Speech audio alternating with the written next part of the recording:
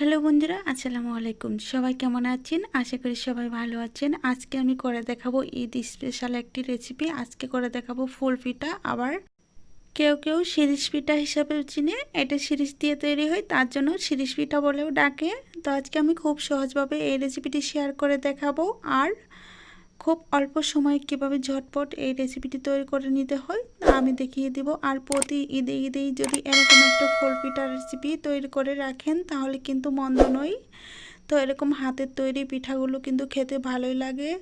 তো কথা না বাড়িয়ে আমরা মূল রেসিপিটিকে চলে যাচ্ছি, ততক্ষণ সাথেই থাকবেন।